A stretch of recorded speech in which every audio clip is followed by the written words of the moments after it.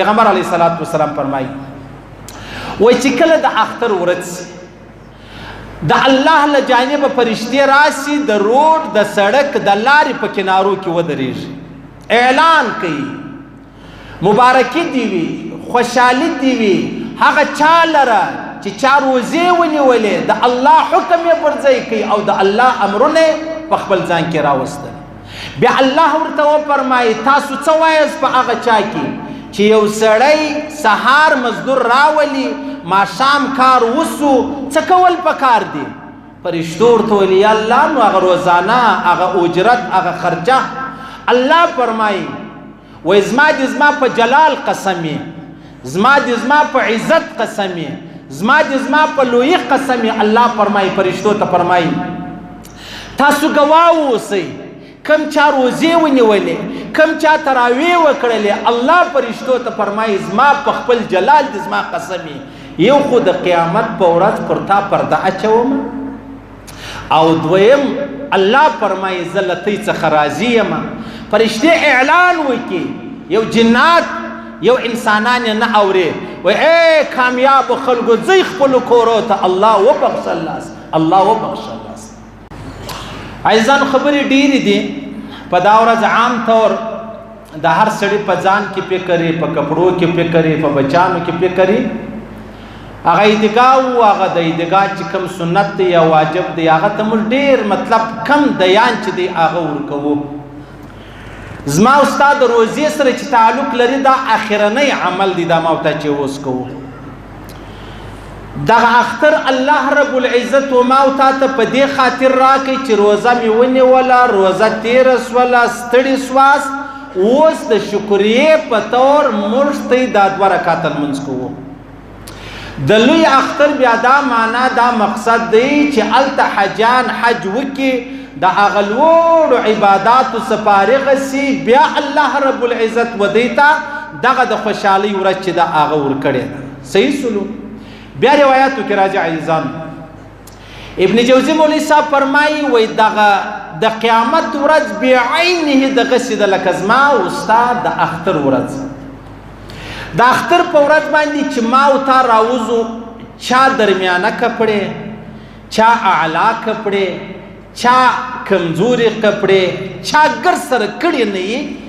په داسې حال کې چې دی هغه د عیدګاه لمانځه ته راشي. د قیامت په ورځ به د چا ډېر ښایسته اعمال، د چا به درمیانه اعمال، د چا به کمزوري اعمال، او چې ګر سره جهنمیان دي هغه به 1000 شی چې دی هغه نه لري. ما او تا نن پر خپل ځان لیدلی سو. صحیح سلوک. عزیزانو پیغمبر علیه الصلاۃ والسلام چې کله مدینه شریف ته راغلی نو دغه انصارو به په کال کې 2 ورځې د خوشحالۍ لمانځلې، جوړولې، منولې. پیغمبر علیه السلام پوښتنه وکړه ول دا خیر خو به یې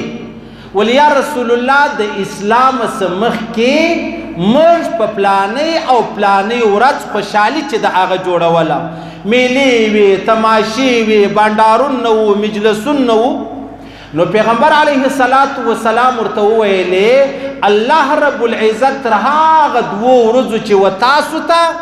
تاسو جوړې کړې دي و موږ ته ډېرې اعلی ورځې چې دي هغه راکړلې، یوه نن ورځ ده، یوه د لوی اختر ورځ ده. لکه پرون چې عزیزانو روزه نه نیول حرام کار و، نن روزه نیول حرام کار دی. پیغمبر علیه الصلاۃ والسلام فرمایي وایي چې کله د اختر ورځ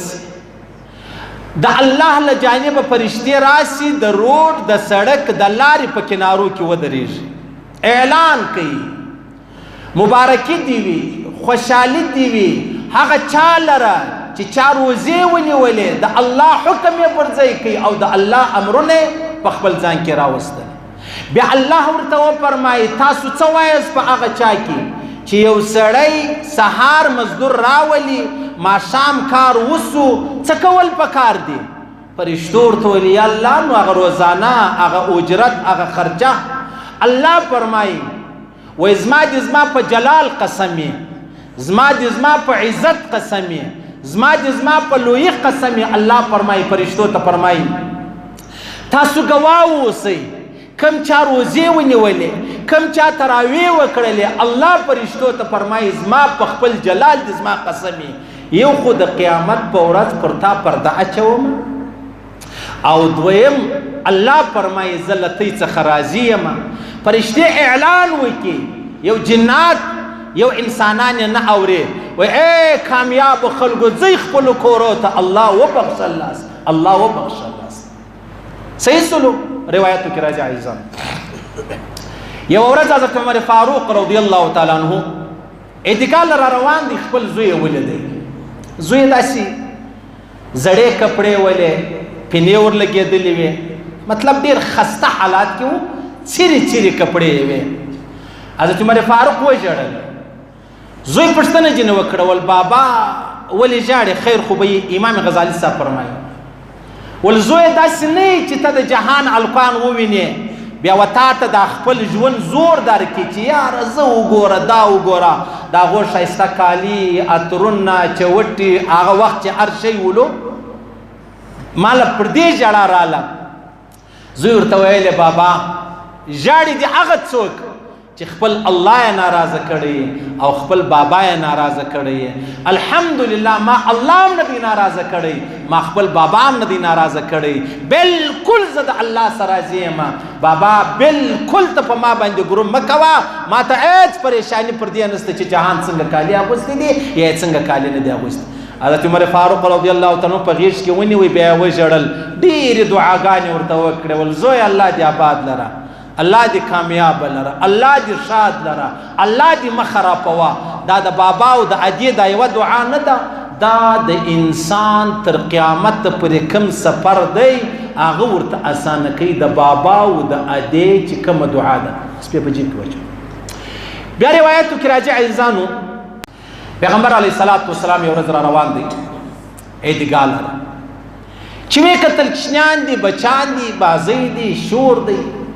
یو بچی چې دی هغه داسې کناره ته ولاړ دی مطلب نه شور نه نارې نه بازۍ نه چا سره تعلق پیغمبر علیه السلام ول رانږدې سو د پیغمبر علیه السلام خو عجبه شان الله اکبر یو صحابي فرمایي موږ ازدحام ډېر د جهاد میدان موږ روان وو نو زما پښه چې د هغه د جناب نبی کریم صلی الله علیه وسلم پر پښه باندې ولګېدله ما پښه پر کېښوله رش و ډېر پیغمبر علیه الصلاة والسلام زه پر د املا داسې قرار وولم خوږ دې کړلم دوی وایي زه ډېر پریشان وسوم ما به څنګه شپه تېره کړې تر سهاره چې سهار سو پیغمبر علیه السلام اعلان وکړي پلانی د پلانی زوی چیرې دی دی وایي زما زړه په بل اخته سو چې یاره مې شپه داسې وهلې وه بیا پیغمبر علیه السلام به راته وایي څه چې ورغلم ما ته ویلې ما ته به معافي کوې ما ته به معافي کوې ما د چیش یا رسول الله ولا پرون چې ما ته پر ملا باندې داسې وویلې ما ته به معافي کوې ای سبحان الله دومره نفسا نفسي ده چې زوی له بابا زوی له بابا معافي نه غواړي چیش معافي در څه واخلي کوروالا له خاوند معافي نه غواړي لور له موره معافي نه غواړي ولې د چیش معافي جناب نبی کریم صلی الله علیه وسلم دې صحابي ته په بل شپه وایي وایي زه له تا معافي غواړم زه له تا معافي غواړم وایي بیا ما ته اتیاو شان راکړو دغه صحابي فرمایي اتیاو شان زه دا وایم چې زه د جناب نبی کریم صلی الله علیه وسلم امتی یم خو زه به په خپل ځان کې وګورم تاسو په خپل ځان کې وګورئ چې موږ د پیغمبر علیه السلام کومه لاره خپله کړې ده او حال دا دی چې د قیامت په ورځ د پیغمبر علیه السلام شفاعت ما او تا د ځان دپاره فرض بولو نو پیغمبر علیه السلام به عادت دا و چې اعتکال را به راتلی پر یوه لار چې بیرته به تلی پر بله لار به ولاړئ علما فرمایي مقصد دا و چې پیغمبر علیه الصلاة والسلام پر دا کورو را روان سو یتیمان کونډې د شهیدانو کورونه د شهیدانو بچان پوښتنه به پر کوله چشم په کار دي د خپل وس مطابق ای سبحان الله یو سړی رالی ول یا رسول الله ډېر مې لاس تنګ دی ډېر مې خبرې سره یوه خوا بله خواته دي زما سره څه مرسته وکړه زما سره مدد وکړه جناب نبی کریم صلی الله علیه وسلم ورته زم والله کلرم بیا رالی د بل چا سي قرض واخستي ودت یې ورکړي ول خپل کار به وکړه عملګری ته ول چې ان شاء الله الله یې راکړي بیا نه درسه ګرځو سبحان الله نن ورور ته زکات ورکوي نور روپۍ نه ورکوي و یاره تا ما د ملا څه پوښتنه کړې زکات خو د غریبانو شی و د ورور سره به ورورګلوي کوې تر ولاړ شوې د غریبانو شی دې ورور ته ورکوي څومره ظلم دی څومره ناجایزه ده پیغمبر علیه السلام به قرضه واخیسته قرضه بیا بیا څه وکړو بیا بیا ورته ویلې ول چې کله زما کار سم شو زه به تا ته پیسې بېرته درکړم ملګري ته بیا ویلې ول ته خپل کار وکړه یا به کله کله سړی رالی پیغمبر علیه السلام ورته ویلې یو ځای قرض واخله زما د ورته ووایه هغه ته بیا زه ورکړم مثال یې نسو پېښولی مثال پلار د زوی د پلار په باره کې داسې مثال نسي پېښولی پیغمبر علیه السلام بچی چې ولیدي ما خبره دې ځای سوله هغه داسې پریشان ښکاري پوښتنه یې ځینې وکړه هلکه ولې داسې پریشانه یې هغه ورته ویل یا رسول الله تیر وار بل وار کې زما بابا ستا سره جهاد له تللی و هغه شهید سولو ښه شهید سولو ښه نو بیا یا کالي یا اختر یا شی مې نه دی کړی پیغمبر سم دومره پریشانه سو بیا یې راوستی د ځانه سره عایشې صدیقې ته د عایشې دی ولها ول زوی مې در پیدا کړي زوی کالي ور پیدا یې کړه سر ورغوړ کړه عطر ولګوه د باندې رایله کړه بیا عایشې صدیقې خو اولاد نه ولو بس بیا هغه بچی ښه دغه وخت مطابق چې هر څه هغه یې ورسره وکړي د باندې راووتی تر ټولو زیاتې بازۍ شور بیا ده کوي څه کیسه ده ول زه د محمد رسول الله زوی سولم زه د محمد رسول الله زوی سولم دا یتیم و یتیم د الله رسول فرمایي چې کله دسترخوان اواري پر دې دسترخوان یتیم ناست شیطان پر دې دسترخوان نه کښېني ولې ترغیب و ترهیب مولوي صاحب فرمایي هغه وجه دا ده شیطان وایي د نیچې یوې ګولې ته د یو یتیم فکر چې دا ګوله به زه کوم هغه زه جنې وکړم الله به مې تباه و برباد کړي دا د شیطان عقیده ده د شیطان عقیده دا ده زما او ستا څه عقیده ده ورسئ تحصیل لره ورسئ وګورئ چې پوښتنه کوي نسته د یو یتیم کور نسته یوه کونډه ولې خیر ته ونسه کاغذان 85 زره جیلي انتقالونه جوړ شوي د کونډو د یتیمانو د غریبانو د ماجرو د کمزورو د بېبسو د بېچارهګانو ده زورور نامتو بدماشان جهنمیان راشي تحصیل کې لاره جوړه کړې ده چې لاره راښایه تا ته 2 روپۍ در کوم دا کاغذان زما پر نامه وکړه محمد رسول الله صلی الله علیه وسلم یتیم کور ته راوسي عایشې ته ویل دا زوی کړه صحیح سلو شیطان وایي و یاره زه پر دا دسترخوان نه کښېنم دی نه چې د یتیم په یوه ګوله کې فکر یې